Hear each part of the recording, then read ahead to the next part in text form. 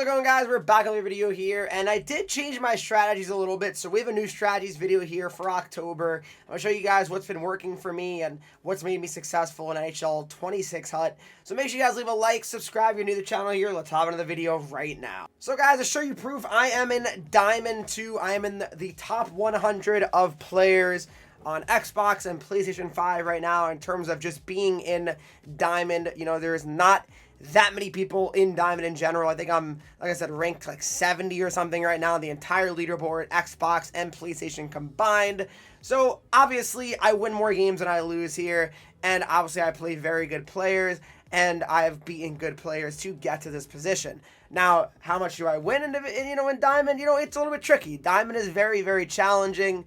But I'm going to show you guys my strategies right now. Looking at my strategies, so I'm going to tell you guys some things that are either the same or different. All right, so looking here first at the offensive line strategies, we are still rocking behind the net. That to me is still the best strategies to run with. I really do not plan to change this the entire year. That's one thing I can say is gonna, no matter what, when you watch this video, this could be January, February, I will be always rocking behind the net. That to me is the best strategy for offensive strategies.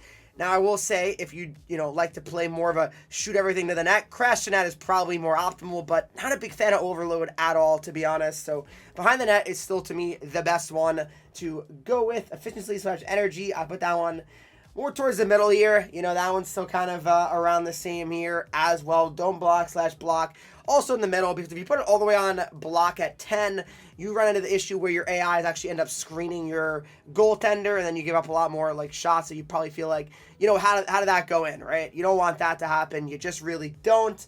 And then pretty much all the other strats look the same for the offensive lines here. Defense, guys, pretty self-explanatory and pretty much the same as my September strategies video here.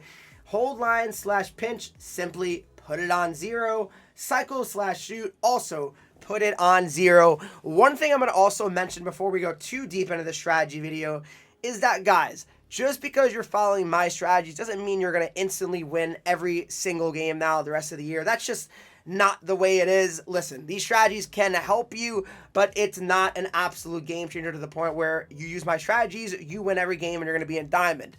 A lot of it is also, personal preference. It helps for sure. There's certain strategies that can guide you in the right direction, but if you don't play a similar style to me, that could also just make things tougher for you. So just want you guys to know that as well. But hold line / pinch, all that's on 0. Cycle / shoot is all on 0. I keep that pretty much the same here when it comes to the strategies, just like from my last video. The team strategies. Now, guys, this is where it is different. It is definitely significantly different, actually. So the forecheck in my first strategies video, I had it on 1-2-2 passive. Now, that is something that, I've actually ran for a few years where I had 1-2-2 passive for the most part, but now we're actually on 1-2-2 aggressive. Now, I have found that to be a bit more useful. I feel like I've been able to force more turnovers as well. So that is why I do like the 1-2-2 aggressive a bit more here as well. Yeah, no, I'm a big fan of that. I actually really am. And the neutral zone is also different. Now this is 1-2-2 red. In the original strategy video from September, it was 1-2-2 blue. Now, what is the difference, you guys might be wondering? Well, the difference is here, guys, for 1-2-2 red, the defenders will hold the neutral zone and apply pressure to the breakout at the red line.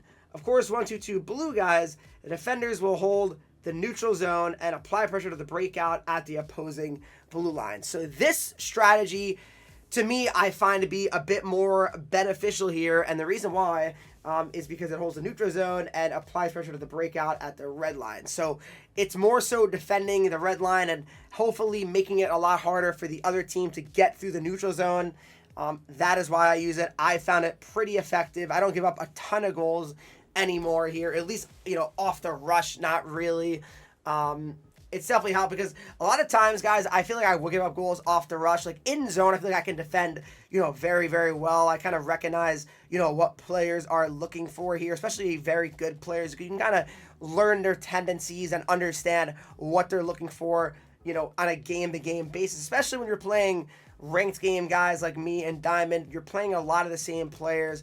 You're going to be matching and kind of seeing a lot of similar styles of play. So you can kind of learn it, and obviously it's important to have that neutral zone. Trap/forecheck, put that one towards the middle here as well, guys. I am not someone that likes to trap. I just really don't. I never really have liked to do that.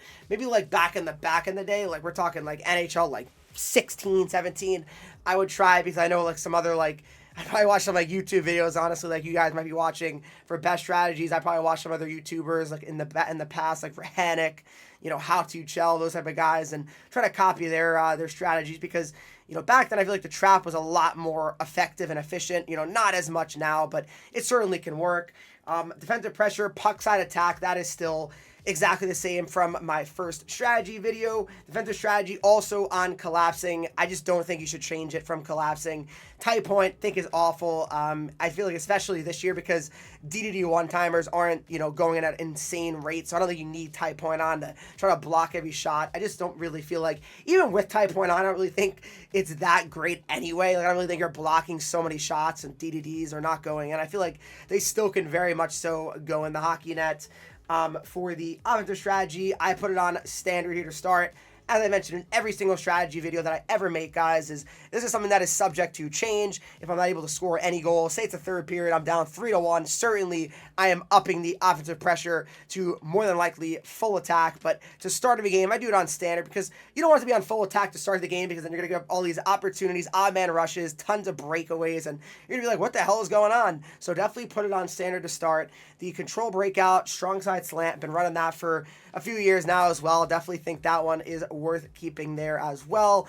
For the quick breakout, close support, I mentioned it in my last video as well. Keep it on close support. You don't want your guys flying the zone too much. You want them to be kind of there and available to make passes to. So that's why I put the quick breakout on close support. For the power plays, guys, now this is another thing where I don't really mess with too much, but for the power play formation, you put it on umbrella. I mean, I think that's something that is the best power play formation. I will stand by that. So definitely think you want to put it on umbrella. The face-off formation, make sure you set all your power play lines to normal here. The offensive pressure, standard, like I said, subject to change. If you're not able to score goals, that's when you put it on full attack. But if you put on your full attack mid-game, that'll kind of carry over to the power play. You don't need to set that twice when it comes to these strategies. Power play carry/jump, put that on 0. Power play breakout, 5 back. You want your guys being all ready to go and kind of back in the zone. Quick breakout, also close support here. Another thing to mention as well, guys, when it comes to the distributor, finisher, puck carrier, pretty self-explanatory, I think. So probably your best passer, you want that to be your distributor. Your finisher, you want to be the guy that has the best shot and can obviously, snipe. So, and then the puck carrier probably want to be your defenseman, guy that can kind of carry it into the zone and set things up, set the table type thing there. And then, like I said, the power plays are all the same here. Put it on umbrella. I think that's kind of what you want to do. And then for the penalty kill here, guys, as well, penalty kill formation, you put it on diamond. I think diamond is the best penalty kill formation. My penalty kill is usually pretty elite, and I actually end up getting a lot of short-handed opportunities and also a lot of short-handed goals. So to me, guys, I definitely would stick with the diamond face-off formation. Also put that on normal, and yeah, just pretty much roll with that. And for the 3-man penalty kill, you have another option. It is by default the triangle and the face-off formation. Leave that on normal. So let me know what you guys think when it comes to strategies. If any questions about strategies, comment in the comment section down below. I'm always here to help you guys out in any possible way. And we got another big Hut Shams gameplay video also coming out later today. So be on the lookout for that. Hopefully you guys did enjoy this video. If you did, make sure you guys leave a like, subscribe to the channel here. Follow me on Twitch, Henreek. I'm live there every single day. Instagram, Twitter, TikTok, Henreek with 3 E's. And I'll see you guys all in the next video.